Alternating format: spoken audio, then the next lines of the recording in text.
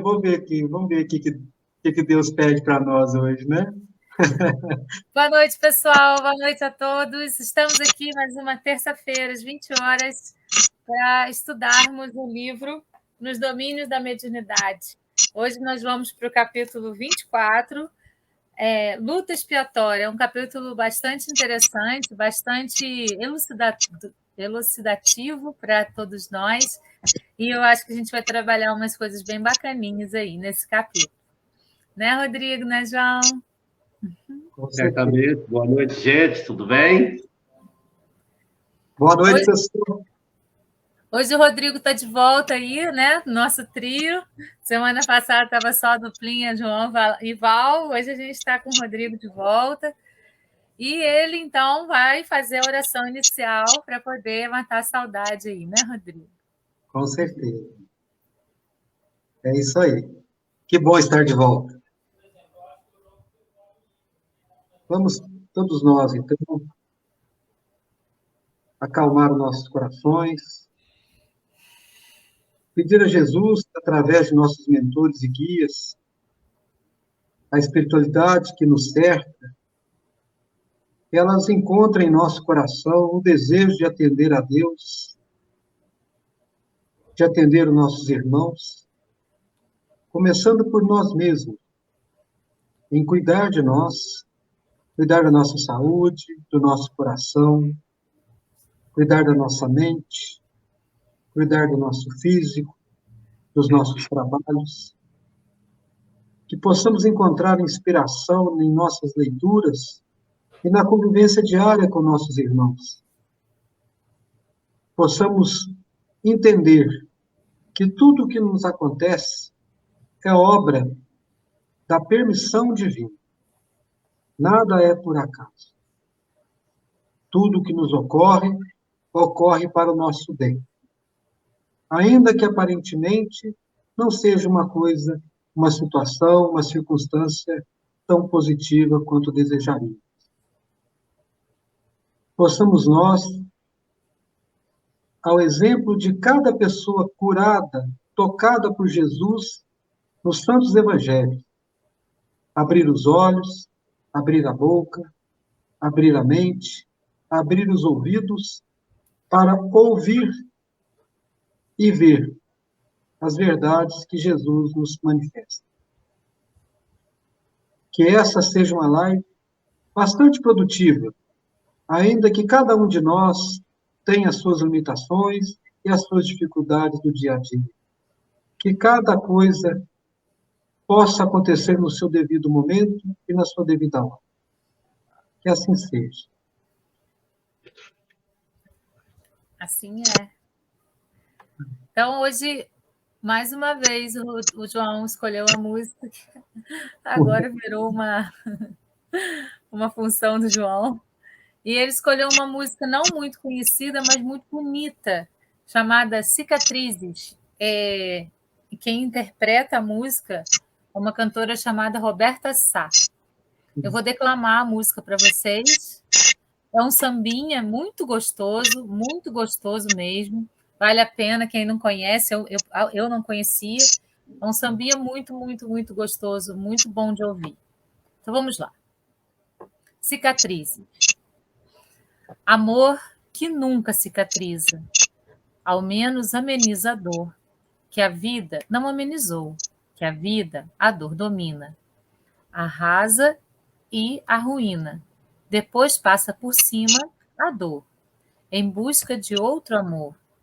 Acho que estou pedindo uma coisa normal. Felicidade é um bem natural. Uma qualquer uma, que pelo menos dure enquanto é carnaval. Apenas uma, qualquer uma. Não faça bem, mas que também não faça mal. Meu coração precisa ao menos amenizar a dor que a vida não amenizou, que a vida, dor, domina. Arrasa e arruína. Depois passa por cima da dor, em busca de outro amor. Acho que estou pedindo uma coisa normal. Felicidade é um bem natural. Uma, qualquer uma, que pelo menos dure enquanto é carnaval. Apenas uma, qualquer uma, não faça bem, mas que também não faça mal.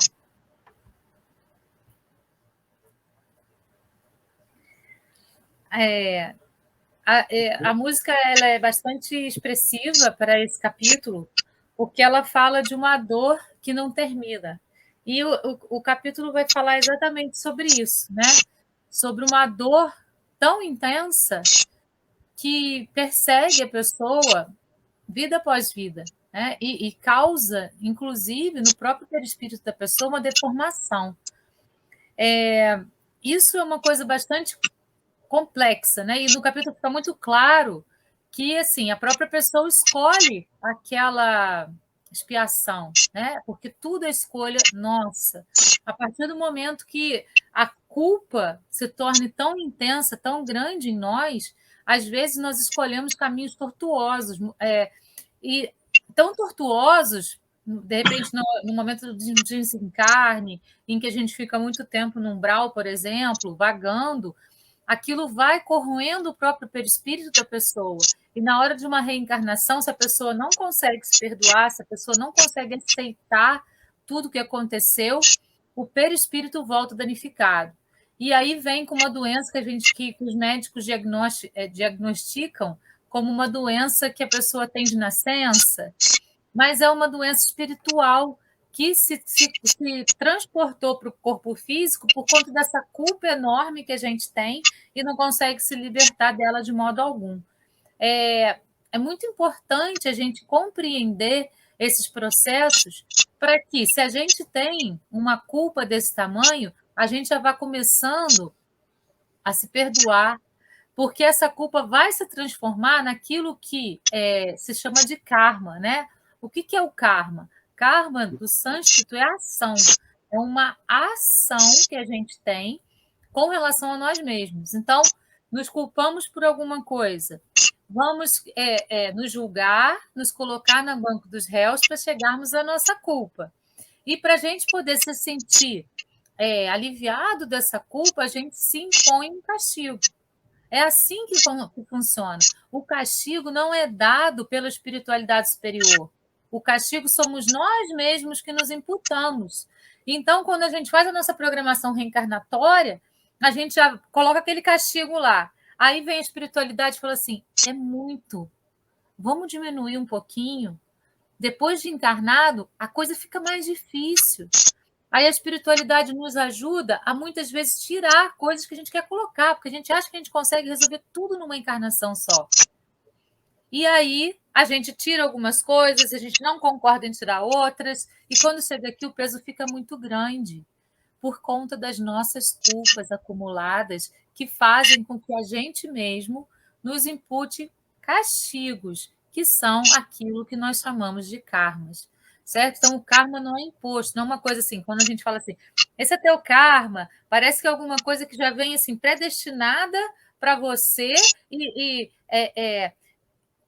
imposta por alguém. Na verdade, somos nós mesmos que assumimos esses karmas, somos nós mesmos que escolhemos. Então, assim, o convite é: vamos pensar melhor, vamos nos perdoar pelos nossos pecados. Se Deus nos deu o livre-arbítrio, é porque ele sabia que a gente ia errar. Então, a gente também precisa entender que a gente vai errar, mas a gente pode modificar as nossas atitudes aprendendo com esses erros.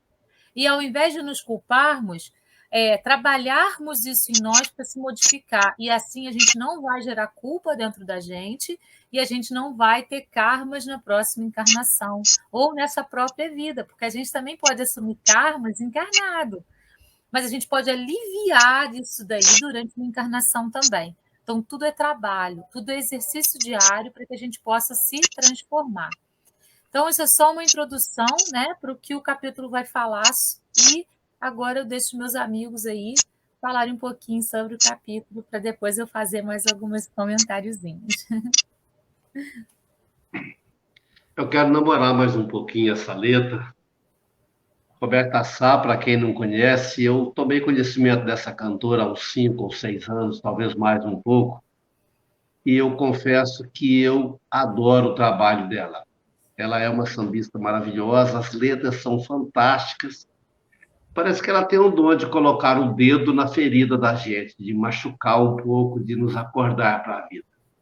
Olha o que ela diz na primeira estrofe: amor que nunca cicatriza, ao menos ameniza a dor. Você já errou hoje, Rodrigo? Você já errou hoje, Manuel? Vocês, eu não sei, eu errei muito. Como disse a Valéria, nós temos o livre-arbítrio, né? E Deus seria muito sacana se Ele nos desse livre-arbítrio, nos fizesse imperfeito e não nos permitisse o erro. Eu fico me perguntando se o que nós chamamos de erro é erro mesmo ou se é princípio de acerto ainda não obtido. As coisas mais importantes da nossa vida, como comer, como andar, a gente aprende errando. Eu estou vendo lá a minha netinha, com 5 meses, comendo os primeiros alimentos, e essa semana ela estava devorando um pedaço de laranja. Tinha laranja no cabelo, na orelha, no pescoço, para todo lado, mas ela acertou muito pouco a boca, Rodrigo. Ela errou várias vezes. E o erro faz o acerto. O amor não cicatriza o erro, mas ele ameniza a dor. Quando nós amamos, quando nós nos enveredamos pelo caminho do amor, o erro passado não se desfaz, como disse o Chico. O que está errado permanece errado, mas a dor se ameniza. A vida pode até não ter amenizado, mas o amor cura, o amor restaura, o amor põe a gente de novo na luta, né? E essa letra fala disso, eu não vou ler a letra toda, né? Porque o nosso tempo, ele fala: acho que estou pedindo uma coisa normal, felicidade é um bem natural. De todos nós. Ontem, na sala de aula, logo após fazer a oração da manhã, eu fiz a oração numa sala, e eu tenho lá um aluno muito espontâneo, e ele disse uma coisa que mexeu comigo. Ele falou assim: João, você é um cara muito feliz, né? E eu falei: sou sim. Mas por que você está dizendo isso? Ele falou: porque todo dia você chega na sala sorrindo, gargalhando, cantando, feito um bobo. E eu falei: pois é, mas não pense que todo dia que eu chego cantando eu estou feliz, e também não pense que a felicidade em mim significa ausência de problema. Ocorre que eu já estou mais perto do túmulo do que do berço. A minha vida, eu já vivi pelo menos uns 3/4 dela, né? Supondo-se que um homem brasileiro viva em torno de 80 anos, eu já estou beirando a face dos 60, então eu já vivi 3/4 da minha vida e não tenho mais tempo para ter raiva. Nem quero. Como disse a Valéria semana passada, entre ter razão e ser feliz, eu acho que eu quero ser feliz daqui para frente.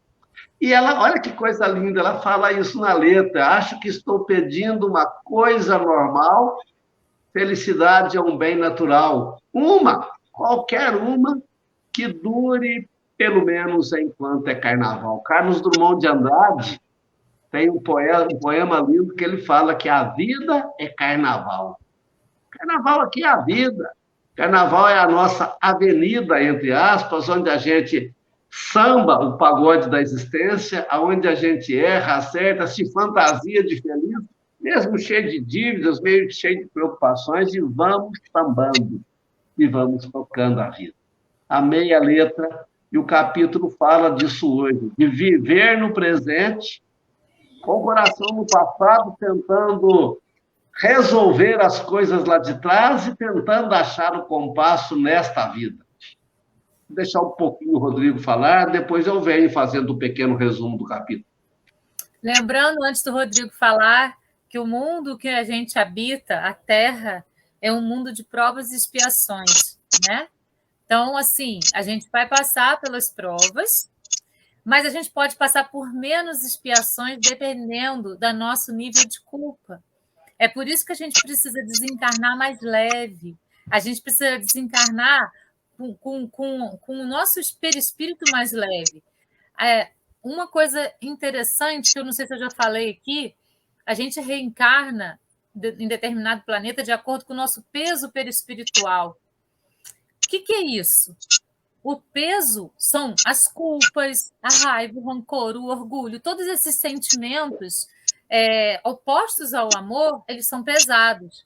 E quando a gente carrega isso no nosso perispírito, isso faz com que o nosso perispírito seja pesado.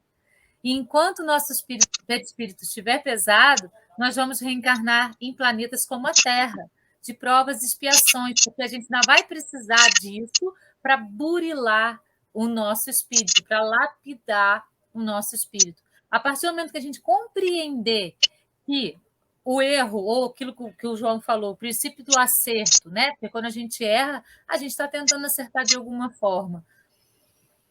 Faz parte do processo de aprendizado, e se a gente parar de se culpar disso, a gente vai deixando o nosso perispírito mais leve, mais leve, mais leve. E aí a gente vai conseguir ter leveza para caminhar sobre a Terra enquanto for necessário na nossa reencarnação aqui. E quando a gente se tornar tão leve que a Terra não seja mais o planeta que esteja de acordo com o nosso perispírito, a gente vai para um planeta mais leve também. Então, a gente precisa ter leveza na vida. E ter leveza é ir se lapidando, deixando esses sentimentos negativos saírem de nós, ficando só com amor. E a culpa é a que leva a esses sentimentos. Então, a culpa é que a gente precisa trabalhar. Vamos nos perdoar. A gente precisa perdoar o irmão. Sim, a gente precisa perdoar o irmão. Mas a gente também precisa perdoar os nossos erros. E eu acho que, às vezes, é até mais difícil. Porque a gente acha que a gente está sempre certo, que a gente faz tudo certo. E quando a gente percebe o nosso erro, a gente quer se culpar, a gente quer se punir. E aí é que mora o karma. E aí é que mora o peso. E é disso que a gente precisa se livrar. E o capítulo fala incessantemente disso. Né, Rodrigo? Vou deixar você falar. Hoje estou agitada. O Rodrigo não falou semana passada, a gente fala dobrado, né, Maria? Então. Nossa, aí, coitadinho da turma. Mas eu pensei duas coisas. Primeiro, eu comecei a comentar com vocês antes da live e pensei que hora que eu posso comentar, né, uma experiência que eu vivi ontem. E acredito que é o momento apropriado, mas antes disso, a Valéria e você, João, falaram mais ou menos isso, né? Vocês deixaram explícito que tudo que nós passamos na vida, encarnados aqui no planeta, é um treino para a gente se burilar, é um treino para a gente melhorar. E aí eu pensei no Oscar, jogador de basquete, que em uma entrevista, eu ouvi tanta entrevista dele, porque eu admirava os feitos dele. Ele é o maior cestinha da história do basquete mundial. Quer dizer, um brasileiro, fora das grandes ligas mundiais, ele é o maior cestinha da história do basquete mundial. Ele é homenageado em todas as ligas, ele tem placa, ele tem... Enfim. E aí, invariavelmente, alguém perguntava, como que você tem essa mão santa? Ele falava assim, é que todo mundo do meu time vai descansar, eu volto para a quadra para treinar. Eu fico arremessando a bola. E no começo da carreira, quem fazia isso por ele era a esposa. A esposa dava a bola para ele arremessar, porque não tinha ninguém para fazer isso por ele. Então, tudo começa em casa, né? Quem ajudou ele a se tornar um grande cestinha foi a esposa. E tudo que nós passamos é um burilamento e um aperfeiçoamento para nós e para as pessoas com quem nós convivemos nos nossos problemas ou nas nossas, eu diria assim, nos nossos sucessos, né, nos nossos grandes propósitos. Ontem, que eu começava a comentar com vocês, eu tive contato com uma mamãe e uma criança, e aí começamos a falar de filhos, e aí assustei a moça, João, porque eu disse para ela que eu tinha 6, né? Aí ela falou assim, nossa, o senhor tem 6 filhos? Como assim? Eu falei que eu interpretei a Bíblia errado. Na Bíblia está escrito, crescer e multiplicai-vos, mas é para dividir essa tarefa para todo mundo. Eu, no início, achei que a tarefa era só minha, né? João, então, ele esqueceu de crescer também. Pois essa parte, não. Só multiplicai-vos. Ele tocou a parte do crescer e foi só multiplicai-vos. Só multiplicai-vos. Não deu tempo de crescer, só multipliquei. A Valéria... gente perde o amigo, mas não perde a piada. Não, vocês não vão perder a piada nunca. E não vão perder o amigo também. Mas me aconteceu um fato ontem que foi uma das maiores riquezas que eu vivi nos últimos tempos. A senhora saiu do carro e veio até a minha porta para mostrar o filho, que eu vou omitir os nomes, né, porque por motivos óbvios. E a criança, ela tem paralisia cerebral. E a mãe dizia: nós tratamos ela aqui em casa como uma pessoa normal. Nós procuramos levá-la a fazer tudo da forma mais natural possível. E João e Valéria, eu comecei a conversar com a criança, e no momento que comecei a conversar com ela, eu senti vontade de conversar com o espírito que estava junto com ela, com o espírito que habita aquela criança. E ela, tendo paralisia cerebral, ela não tirou os olhos, ela não piscou para mim, ela ficou me olhando fixamente, ela sorria, e enquanto eu conversava e dava boas-vindas ao mundo para ela, ela danava a mão para mim, a mãe dela pedia: faz tchau para o seu Rodrigo. Ela fazia tchau, e ele estendeu a mão para me dar a mão. Ele apertou a minha mão várias vezes. E eu fiquei olhando e pensando comigo, né? Que privilégio eu estava tendo de ver alguém que ele pegou tudo que ele tinha e jogou naquela criança. Ele assimilou aquela dor, aquela limitação que a gente enxerga como limitação. Nós andamos, conversamos, pensamos, né, falamos, e ele não, humanamente, ele não vai fazer isso. Mas ele sorri com os olhos, com os lábios, ele é tratado pela família de maneira mais natural e normal possível. E eu, então, me lembrando agora que, como eu ando pela cidade, muitas vezes eu percorro a cidade o dia todo, eu sei aonde tem pessoas limitadas, que ficam à porta de casa, parada. E quando eles não estão, e tem um que eu estou sentindo falta dele faz 10 dias, que eu passo na porta da casa dele e ele não está.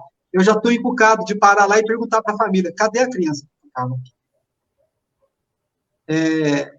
Porque agora o respeito que eu tenho por essas pessoas, ele aumentou com o conhecimento que vocês têm me permitido adquirir, né? Com as lives, com os debates, com as conversas, com as leituras. E este capítulo, ele fala disso, né? Ele fala de uma pessoa extremamente limitada pela vida passada. Ele já chegou aqui limitado. E a limitação dele ocorre dentro de um lar que todos, menos a mãe e a irmã, né?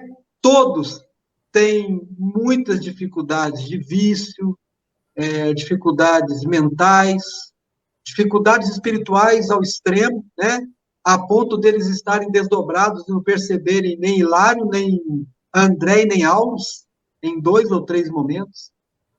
Então, quantas coisas nos ocorrem que, como você disse, né, Valéria, são tidas como... ele nasceu assim, é um problema de nascença. Mas não é uma nascença desse corpo, né? Nós produzimos essa nascença em muitas vidas pretéritas e por muito tempo. Então, muitas dificuldades que nós temos, muitas limitações físicas que nós temos, mesmo aparentemente sendo pessoas normais, bonitas, agradáveis, inteligentes, nós temos as nossas limitações humanas, nossas limitações físicas, sejam elas de audição, de visão, de locução. Nós estamos aqui para nos burilarmos, né? E o capítulo é muito bacana. Deixa eu contar uma história rapidinha que me ocorreu aqui. Ela não tem, assim, uma ligação direta com o capítulo, mas ela pode explicar algumas coisas relacionadas ao capítulo, porque eles não contam exatamente a história da pessoa. Eu li num livro, mas não me lembro qual, e já faz muitos anos, mas a única história que ficou gravada na minha cabeça foi essa, talvez porque tenha me impressionado bastante. Vou tentar ser sucinta. Havia um casal que estava noivo, né? Isso numa época pretérita aí, e, na verdade, assim, havia um casal que tinha tido um filho com paralisia cerebral. E esse casal era espírita e eles não compreendiam, porque eles tinham todo um preparo espírita, enfim, todo aquele aparato de estudo, e eles não compreendiam o que aconteceu para aquela criança vir com aquela limitação. Então, eles foram procurar fazer, né, orações, e foi vindo na cabeça deles as regressões. A gente falou sobre isso na semana passada, né? Que muitas vezes acontecem regressões espontâneas para explicar determinadas coisas para a gente que são importantes para a gente conseguir dar conta daquilo naquela reencarnação, né? Então, E foi o que aconteceu com esse casal. Eles tiveram esse filho com problema, com paralisia cerebral, e eles automaticamente, nas orações deles, em tudo que eles faziam, começou a voltar algumas coisas na cabeça deles, e eles foram montando a história. Numa vida pretérita, essa mãe que teve esse filho com paralisia cerebral, eles eram noivos. Eles iam se casar e tal. Só que a mãe, essa mulher, conheceu um outro rapaz, que no caso é o pai dele nessa vida. E ela falou para ele assim: nossa, eu não estou preparada para casar com você, e eu vou casar com fulano, porque... E esse rapaz, que agora era criança com paralisia, não aceitou a separação. Não aceitou de jeito nenhum, ficou louco, né, fez de tudo, e acabou que ele se suicidou, ele se jogou num abismo, assim, caiu de cabeça no chão, fazendo com que toda a parte do cérebro ficasse danificada perispiritualmente também, pela agressividade que foi aquilo. E havia uma moça esperando por ele naquela encarnação. Na verdade, não era para ele casar com a noiva que o deixou. Era para ele casar com uma outra moça que ficou sozinha por conta do ato do suicídio dele. Nessa reencarnação, então, esse casal, que acabou também passando uma vida horrorosa lá, porque se sentiu culpado pela morte dele, o aceitou como filho. E ele veio com esses problemas perispirituais porque ele não se perdoou por tudo que aconteceu. Porque ele também ficou sabendo que tinha uma moça esperando por ele, que a vida dele ia ser linda pela programação reencarnatória que ele tinha feito. E, enfim, ele não se perdoou e veio com esse problema na cabeça dele. Então, eles tiveram que passar uma encarnação inteira com aquela criança com problemas de paralisia cerebral, cuidando, alimentando, dando todo o amor do mundo para aquela criança. A outra moça permaneceu sozinha ainda, para que numa próxima reencarnação, então, eles pudessem arrumar tudo isso no lugarzinho que devia estar naquela que ele se suicidou. Olha só que loucura. A gente, às vezes, se acha... A gente se acha assim, eu não sou egoísta, né? Eu não penso em mim, eu penso só nos outros. Fulano fez isso comigo, por isso que eu estou assim. E a gente vai só olhando para fora, olhando para fora, olhando para fora. Ao invés de a gente olhar para dentro e procurar dentro de nós as respostas que estão lá. Se esse moço tivesse parado de se sentir tão machucado no seu próprio orgulho, de ter sido abandonado por aquela moça, tivesse voltado para dentro, compreendido que talvez não fosse a moça ideal para ele se casar, apesar de todo o rompimento, e continuasse seguindo a vida dele tranquilamente, ele ia encontrar uma outra moça que ia fazê-lo muito mais feliz, e ele tinha uma vida muito mais interessante para poder viver. Mas ele ficou preso num processo do passado, né? Como esse moço aí do capítulo de hoje está preso também. E isso fez com que ele... Olha só quanto dano ele causou, não só na vida dele, como na vida de várias pessoas ao redor dele.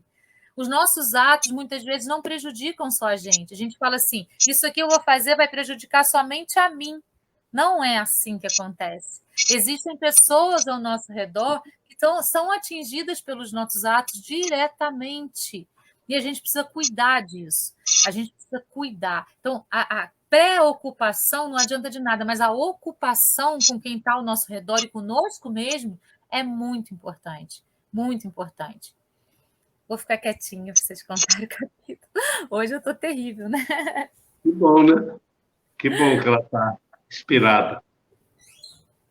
Quero contar um pedacinho do capítulo, porque nós falamos do capítulo e até agora nada contamos, e eu continuo acreditando que tem gente nos ouvindo que não lê, que não tem a oportunidade de ler o capítulo, então acho importante fazer um pequeno resumo.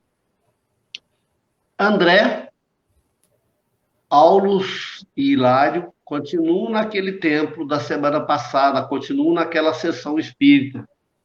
E tem um cavalheiro reencarnado que, num dado momento, ele, digamos assim, ele dá defeito. Num dado momento, ele cai em estremeções coreiformes.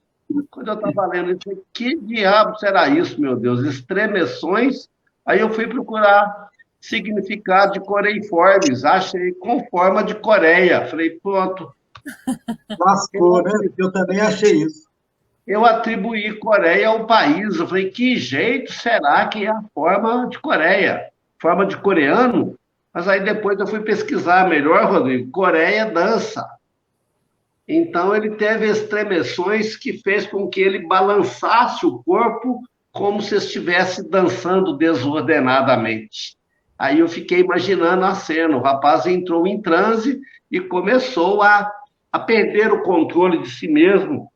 E ele só não caiu porque o encosto da poltrona onde ele estava sentado o protegeu. E ali perto havia dois espíritos, duas pessoas, dois desencarnados, que observavam a cena com aparência nada agradável, contudo sem interferir e, contudo, sem emitir fluidos mentais que pudessem estar prejudicando. Nem fluidos magnéticos, nem magnéticos também. Não, nada, eles só olhavam, né? Eles não interferiam de maneira nenhuma. E aquele menino, aquele rapaz, parecia ser um velho, quando, na verdade, ele tinha 30 e poucos anos, ele não tinha mais vigor da juventude, ele estava literalmente decrépito, e aí o Aulus explica, é um pobre irmão em luta expiatória, que, na realidade, mal atravessou a casa dos 30 anos. Ele, desde a infância, ele sofre graves problemas de saúde, vai de médico a médico, e ninguém descobre o que ele tem, né? João, deixa eu fazer só um comentáriozinho nessa parte aí que você está falando. Você falou desde a infância. Aqui no capítulo ele fala assim, quando ele assume inteiramente a sua encarnação aos 7 anos, eu achei isso máximo, né? Porque até os 7 anos de idade, a gente está mais ligado ao mundo espiritual do que ao mundo físico. Aos 7 anos de idade, a gente assume inteiramente a nossa reencarnação. Por isso, a partir dos 7 anos, a gente assume responsabilidades que antes a gente não tinha. E aí, então, a partir dos 7 anos de idade, é que começa a acontecer esses episódios com ele. Eu só achei muito legal essa parte dos 7 anos, porque é elucidativo a questão do 7, né? O fechamento de ciclo da Bíblia, 7. E é exatamente isso também que a gente estuda em várias filosofias. Os 7 anos de idade é o início da nossa total reencarnação. A gente está aqui, no mundo material, a partir de então. Muito bom, Valério, muito bem lembrado. E aí, aquele rapaz, desde os 7 anos, desde a infância, que ele vem de médico em médico, submetido aos tratamentos mais dolorosos e nada de progresso. E ele está ali profundamente angustiado, então o Clementino, que é o líder espiritual do centro, e o Aulus começam a aplicar-lhe passes, e ele se acalma, mas continua completamente apático, desmemoriado. Foi como se tivessem dado para ele um remédio faixa preta. Ele fica totalmente inerte, totalmente sem ação. E aí, como não podia deixar de ser, o Hilário é o príncipe das perguntas. O Hilário fala, mas como assim? Eu quero ler o trecho que o Hilário faz. Ele fala assim, olha, como interpretar o caso do nosso amigo, indagou Hilário, curioso. Não lhe vimos o desdobramento, ou seja, ele não saiu do corpo e assumiu uma atitude espiritual. E, ao que nos foi concedido verificar, ele também não assimilou emissões fluídicas de qualquer habitante da nossa esfera. Será que nós estamos diante de um transe mediúnico que para nós é desconhecido? Porque nós nunca vimos um transe mediúnico desse jeito. E o Aulus responde para ele, o enigma do nosso irmão é de natureza mental. É de natureza mental, porque ele fez lambanças no passado, numa vida pretérita ele causou mal a si mesmo e a quem estava perto, e quando certos habitantes do mundo espiritual que foram parceiros dele lá atrás se aproximam dele, mesmo não fazendo nada, o problema retorna. E ele próprio provoca em si esta dor absurda, este problema todo, E aí vai acontecer uma coisa interessante ainda no capítulo, mas eu penso que eu podia parar aqui, a gente comentava até aqui, e depois eu conto a segunda parte. O que vocês acham? Então, esse é um processo que a gente chama de anímico, quando não tem a interferência da espiritualidade, quando é o processo do próprio corpo físico da pessoa. E é uma interferência que ele teve pela falta de perdão no próprio perispírito. Então, ele danifica o perispírito e daí ele tem essas reações, porque ele então reencarna com esse problema mental, né, de ter essas coisinhas. Só que os médicos não descobrem. Por quê? Porque não é um problema físico, é um problema espiritual que veio para o físico por conta de tanta culpa que ele carregava.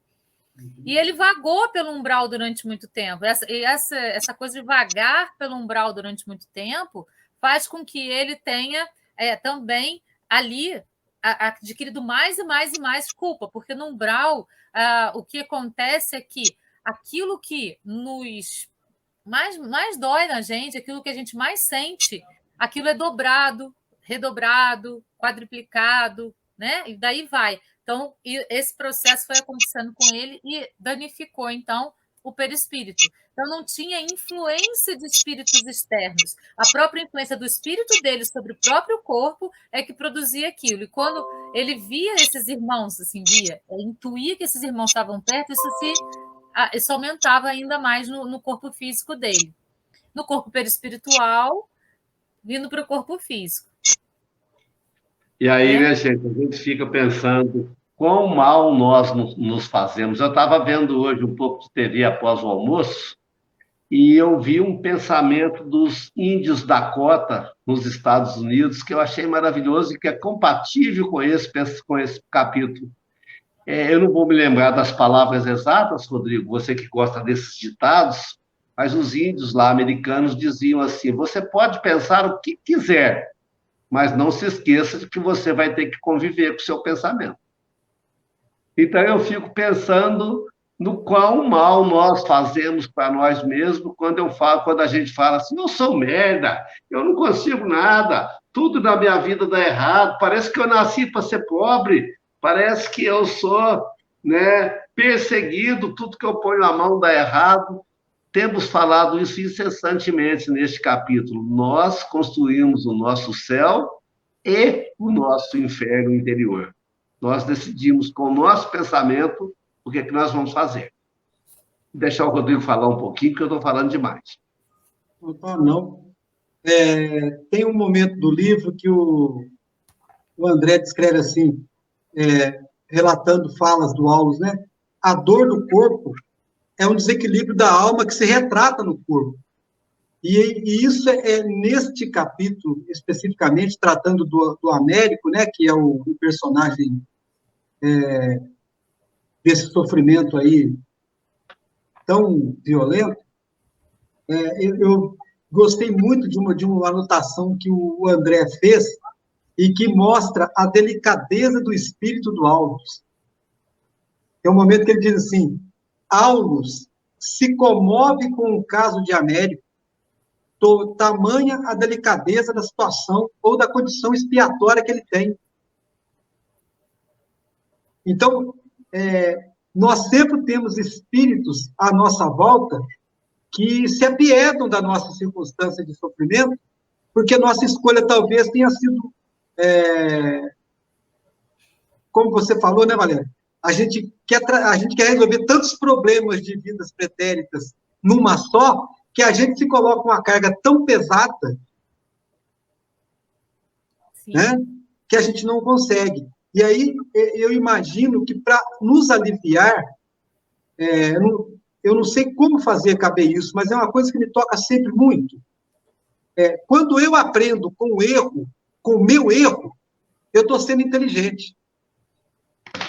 Quando eu aprendo com o erro do outro, eu estou sendo sábio.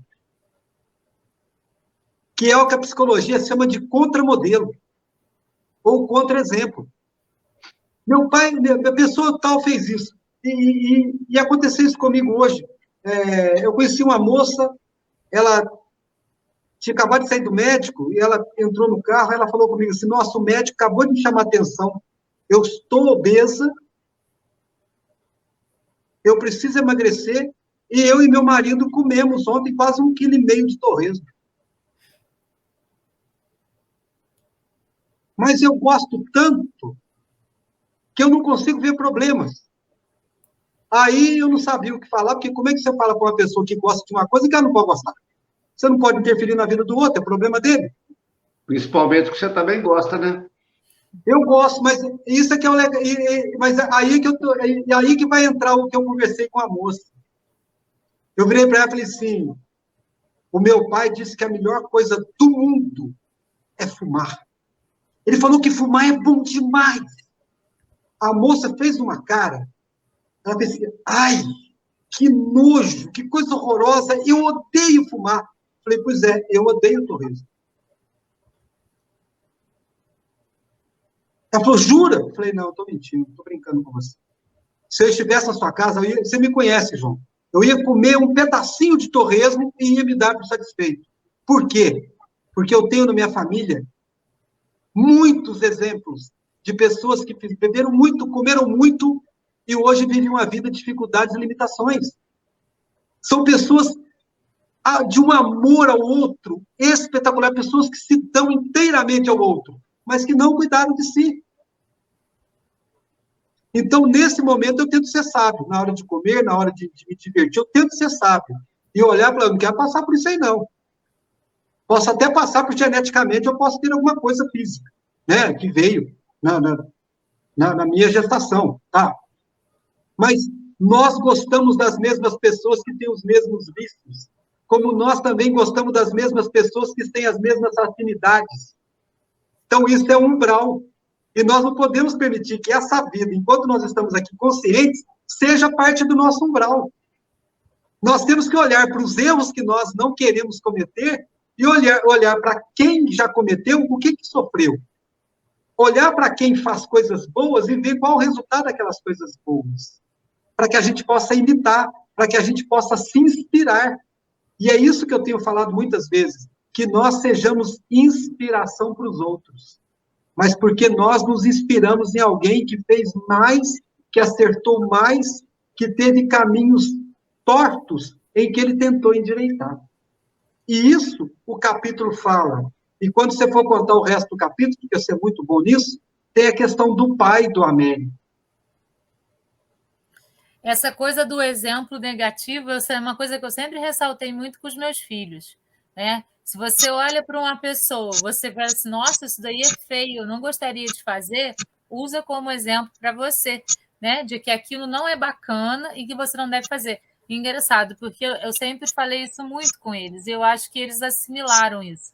E isso é uma ideia importante que a maioria das pessoas, às vezes, passa batida por ela, porque a gente foca no exemplo positivo, mas esquece de olhar também essas coisas, né? O que aquela pessoa fez para chegar onde ela está? Então, eu não devo fazer porque eu não quero ficar daquela forma, né? Então, esses exemplos, eles são muito importantes para a gente também, para a gente aprender, como você falou, com sabedoria, a não errar daquela maneira, né? Verdade.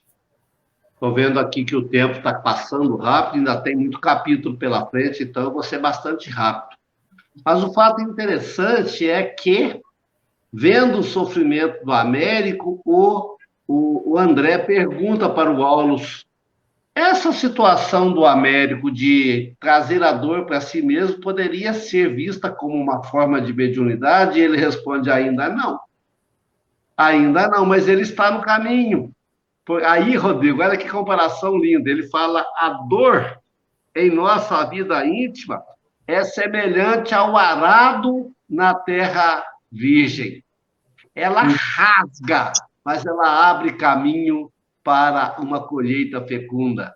Então ele fala, num tempo oportuno ele vai se tornar um médium e aí vai dar frutos maravilhosos, né? Mas o fato, abreviando, porque nós temos pouquíssimo tempo agora, termina a reunião, eles rezam, todo mundo está se caminhando para casa, e o Aulus pede licença ao Clementino para acompanhar o Américo até a casa dele.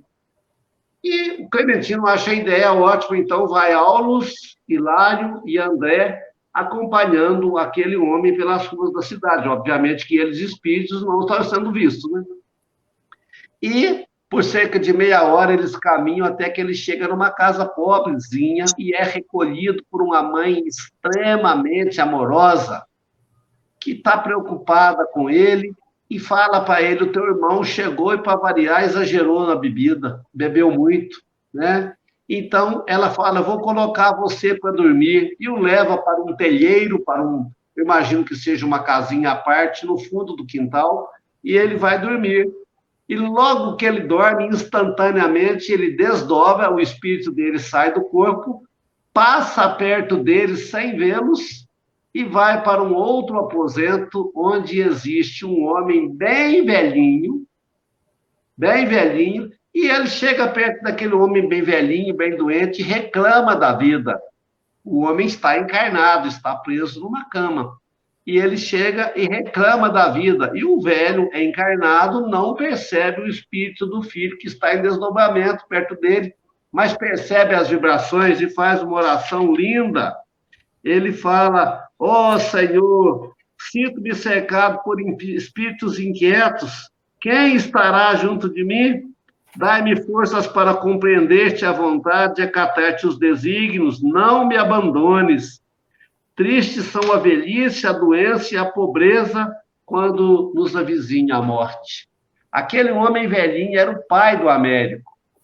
E aquele homem estava enfermo há muito tempo, com as pernas paralisadas, e havia conhecido o Espiritismo e havia conhecido a meditação, e estava num processo de tentativa de adiantar-se, porque ele, na vida passada, lá atrás, tinha sido um salteador, e sendo um salteador, um desocupado, alguém que vivia de roubar coisas alheias, havia arrastado os filhos para esta vida, o Américo, o Márcio, que é o outro filho, e agora ele estava pagando, ele estava expiando. E aí é interessante, tem uma parte aqui que vocês vão falar, eu tenho certeza, mas eu quero falar também. O Aulus fala para o André assim: achamos-nos à frente de pai e filho, conta a história deles, e depois ele fala: olha, na maioria das ocasiões, aí eu perdi aqui, achei. Muitas vezes, na existência carnal, os obsessores que nos espezinham estão conosco, dentro da nossa casa, respirando como encarnados o mesmo ar que nós respiramos. Mas, da mesma forma, os nossos anjos estão dentro de casa, respirando o mesmo ar que nós respiramos. Eu tenho que parar porque o tempo está muito curto, vou deixar vocês falarem.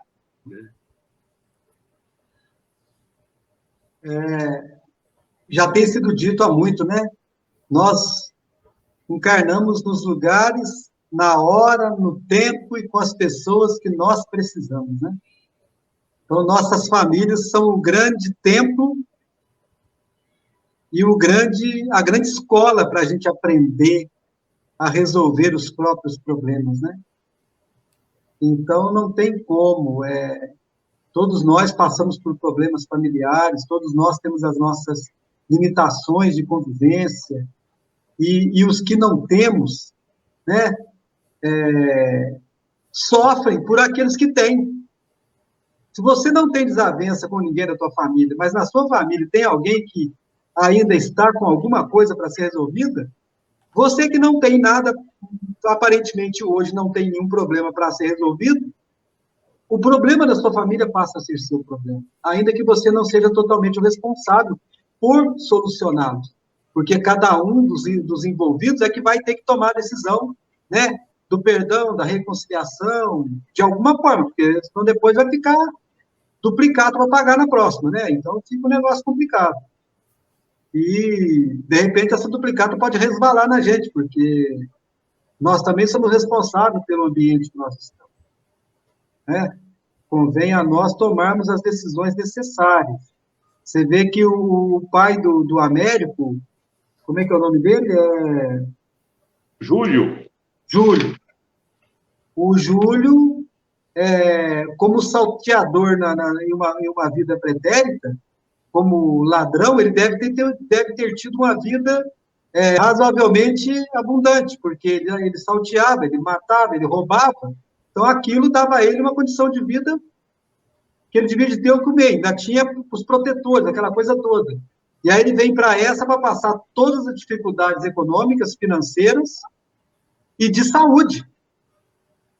Mas olha que graça, de alguma forma, com todas essas limitações que, como encarnado, ele precisa para ter uma vida, para conseguir ter claridade sobre a própria existência, ele consegue encontrar uma espiritualidade que o toca e ele começa a se renovar. Quer dizer, aquela proposta que ele fez para essa reencarnação, para essa encarnação, ele consegue encontrar no Espiritismo. Mesmo que ele não tenha tanta consciência disso, porque ele está bem debilitado. A idade é avançada. E se você voltar no tempo em que o livro foi escrito, em 1954, uma pessoa, para ser tida como velha, nós dois, João, já seríamos tidos como acabados. Porque meu avô morreu no ano de 1975 com 58 anos de idade. Em janeiro, eu vou fazer 58 anos e eu estou me sentindo muito bem fisicamente, mentalmente. E o meu avô faleceu, mesmo forte. De repente, a saúde a quebrantou. Então, em 1954, esse velhinho, se ele realmente fosse um homem de 60, 70 anos, ele estava acabado fisicamente, porque a ciência não tinha recursos para prolongar tanto a vida assim. Eu acho interessante que no momento de debilidade dele, no momento que ele ficou com problema nas pernas, ele podia ter se revoltado, se rebelado, ele podia ter reclamado da vida, ele podia ter feito 1 milhão de coisas que seriam naturais aí do ser humano. Mas, na cama, ele ainda trabalhava para prover a família e nas horas vagas, na hora que ele terminava os trabalhos dele, ele se dedicava à leitura e à meditação. Então, isso é regeneração. É um espírito que sai de um estado completamente débil, porque ele era um salteador, e encontra numa vida seguinte em que ele tem um filho que bebe, o outro que tem problema mental, mas uma mulher maravilhosa e super carinhosa. Ele encontra uma filha também. Eu esqueci dela.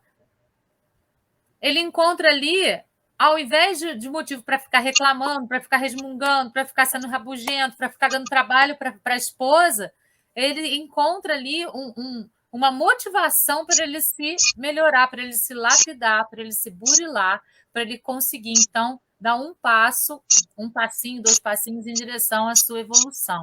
Então, é uma lição de vida para a gente, esse senhor, né? Se a gente parar para pensar, uma lição de vida para a gente, porque a gente reclama demais o tempo todo de tudo. A gente quer sempre mais. Tá bom, a gente pode querer sim, mas a gente tem que trabalhar para poder construir aquilo que a gente está escolhendo ter. Mas a gente quer que caia do céu, na maioria das vezes, né? E essa pessoa, com todas essas debilidades, estava lá, se lapidando espiritualmente, porque a lapidação é essa. Tudo que a gente tem na Terra é empréstimo, inclusive o nosso corpo físico. Quando a gente desencarnar, a gente vai deixar o nosso corpinho físico aqui, tudo que a gente conquistou de material. O que a gente vai levar, o que vai fazer com que a gente se edifique ou que a gente afunde mais, são os sentimentos, são os aprendizados, são tudo isso que a gente passou pela nossa vida e que a gente foi juntando no nosso espírito. É isso que a gente leva. Só. E esse senhor compreendeu isso. Né? Ele compreendeu isso com todas as forças e pegou o tempo que ele tinha ali na cama para poder se aprimorar, para poder estudar, para poder lapidar o próprio espírito. E isso é muito bonito, tanto que ele sente a presença daquele filho, sem saber que é o filho, mas sente a presença. Olha como a espiritualidade dele está desenvolvida. E faz uma oração por aquele filho que está perturbado, espiritualmente perturbado e fisicamente, portanto, aí, né, concomitantemente perturbado também. Né? E eu fico pensando, Valéria, no assunto da semana passada, que graça é o esquecimento. Sim. Porque você imagina se esse pai, olhando para a vida pretérita, imaginado assim, eu desencaminhei meus filhos lá, e agora, nessa vida, eu estou aqui na cama, estou sem poder agir, um filho está débil, o outro está bebendo muito, o outro está... Eu não estou dando conta de resolver a lambança que eu fiz. Talvez ele ficasse desesperado e isso lhe trouxesse perdas maiores. Mas vem a graça de Deus, coloca a cortina do esquecimento, ele não sabe o que fez lá, e não é moeda por moeda. Eu não preciso passar pela mesma dor que eu provoquei lá atrás, eu posso pagar de maneira diversa. Sim. E estando ali na cama, enfrentando com alegria o sofrimento, ele está, sim, reconduzindo. Nós precisamos dar tempo a Deus para que Deus haja também, né? No tempo oportuno, tudo se resolve. Aliás, falando em tempo, olha a hora. Vai fazer a oração então, João? Rodrigo, tem algo mais? Você está? Não. Fantástico. Não. Oi, meu povo. Que coisa boa que é. Confesso para vocês que eu comecei a live hoje reclamando para meus amigos. Eu estou tão sem concentração, estou me sentindo sonolento, cansado, incapaz de pensar. E a Val falou, quando a live começar, alguma coisa acontece e você fica à vontade, de fato aconteceu. Agradeço. Elevo meu pensamento a Deus em gratidão. Peço que você feche seus olhos agora, onde você estiver, e que você coloque diante de Deus o seu agradecimento pela sua vida, pelo dom de estar vivo, por todos os problemas que nós estamos enfrentando, Senhor, muito obrigado. Obrigado por essa pandemia que judiou de nós, que assim como o arado em terra dura, abriu a nossa alma para que nós estivéssemos mais atentos à tua vontade. Obrigado por esta live, obrigado pelos trabalhadores desta casa, a Casa Paulo de Tarso. Obrigado por todos os seres espirituais que contribuem para que tudo aconteça de acordo com a vontade de Deus Todo-Poderoso. Nós somos apenas instrumentos, frágeis instrumentos, servos inúteis, mas nós nos colocamos em tuas mãos, confiantes de que lentamente vai se tornando mais fácil seguir teus passos, lentamente estas verdades vão embebendo os nossos cérebros, contaminando os nossos corações, permitindo que a caridade se torne mais natural em nós. Como o Rodrigo falou na oração inicial, permita que ao longo desta semana nós possamos ser exemplos para as pessoas que se acercarem de nós. Que nós possamos ser evangelhos vivos, onde as pessoas leiam na nossa face a sua mensagem e que o amor seja transmitido não através de nós que estamos falando, mas através de todas as pessoas que, de uma forma ou outra, direta ou indiretamente, estão conectados a esta casa espírita, a esta live. Que o seu amor prolifere entre nós, que ele nos cure, que ele nos leve até onde quer que nós cheguemos. Que assim seja, pela sua infinita misericórdia. Boa noite, gratidão a todos. Vou aqui ler algumas mensagens das pessoas que falaram no chat com a gente. Então, estão presentes aqui a Sirene, que nos deu boa noite, a Ruth, a Cidinha Fagundes, que disse gratidão por nos proporcionar esse excelente estudo, a Jaqueline, a Camila, a Débora, a Roseli Castro, a Giselda, a Juliana. A Ruth falou assim pra gente, ó: gostaria de pedir que fossem bem devagar, pois não quero que acabe esse estudo. Fico sempre na expectativa do estudo de terça-feira. Faltam uns 6 semaninhas pra gente terminar, né, esse estudo aí desse livro. E a Dolores Silva, que diz que é a primeira vez dela aqui. E a gente está trabalhando, Dolores, capítulo a capítulo. A gente começou lá na introdução, né? Nossa primeira live foi na introdução. E agora a gente já está no capítulo 24. Semana que vem a gente vai para o capítulo 25. Mas todas as lives estão gravadas, estão lá no YouTube do Centro Espírita e no meu YouTube também. Reforma Íntima com Valéria Maivorme-Vou. Qualquer um dos dois YouTubes é a mesma live, eu faço a edição dela e coloco lá para deixar disponível para quem quiser assistir depois. Gratidão! Gratidão a todas as pessoas encarnadas, desencarnadas, pessoas do Centro Espírita Paulo de Tarso, de outros centros, pessoas que não são espíritas, mas são simpatizantes. Gratidão. Namastê. Até semana que vem com o capítulo 25. Espera aí que eu vou ver o que ele fala aqui. Que se intitula Em torno da fixação mental. Até lá, pessoal. Beijo no coração de todos. Tchau, tchau.